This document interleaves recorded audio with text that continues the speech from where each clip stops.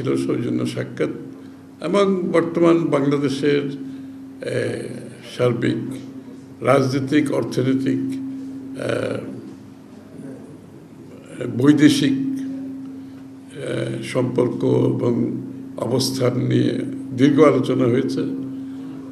রাজনীতির ক্ষেত্রে যেটা, সেটা তো স্বাভাবিকভাবে আপনারা বুঝতেই পারছেন, এটা তো নির্বাচন এবং এই যে আমাদের সংস্কারের ব্যাপারে, যেখানে সংস্কার কমিশনগুলোর সব কিছুর একটা ঐক্যমত সৃষ্টির যে প্রচেষ্টা চলছে, এইগুলো নিয়ে আলোচনা হয়েছে এবং এই ব্যাপারে যেটা সবসময় আমরা বলে আসছি এবং আমার মনে হয় এই ব্যাপারে কারোর দ্বিমত আছে আমরা মনে করি না। যারা গণতন্ত্রে বিশ্বাস করে তাদের দ্বিমত থাকার কথা না, যে যেই সব জায়গায় ঐক্যমত হবে সেগুলো আমরা ক্যারি ফরওয়ার্ড করবো, এগিয়ে নিয়ে যাব।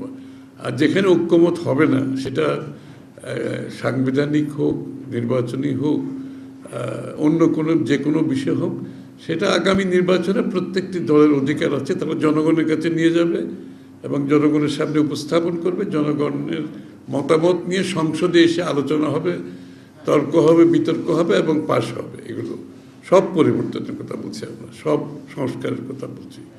তো সুতরাং সেই দিক থেকে সে আলোচনাটা ওইভাবেই হয়েছে মোটামুটি।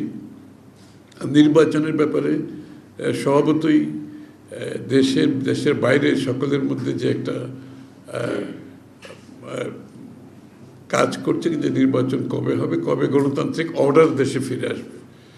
বর্তমানে তো দেশে গণতান্ত্রিক একটা সরকার আছে, কোনো অসুবিধা নেই, আমাদের সকলের গণতান্ত্রিক অর্ডার যেটার জন্য, সেটা তো এখনো ফিরে আসেনি।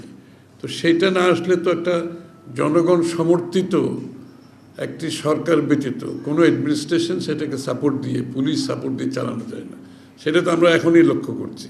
তো এই জন্য সবাই মনে করে একটা জনগণের সমর্থিত একটি সরকার, সংসদ, যেটা জনগণের কাছে দায়বদ্ধ থাকবে, সেটা যত তাড়াতাড়ি সম্ভব হলে দেশের অনেকগুলো সমস্যার সমাধান হয়ে যায় এবং একটা পলিটিক্যাল ওয়েট ছাড়া অনেকগুলো বিষয় সম্মুখীন হচ্ছে, কিন্তু সমাধান করা কঠিন।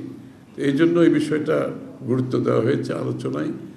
আর বৈদেশিক সম্পর্কের ক্ষেত্রে আমাদের সাথে ইউর যে বিষয়গুলো আছে, যে আমাদের ইউ কিন্তু আমাদের সবচেয়ে বড় রপ্তানির ডেস্টিনেশন, ইউরোপিয়ান ইউনিয়ন।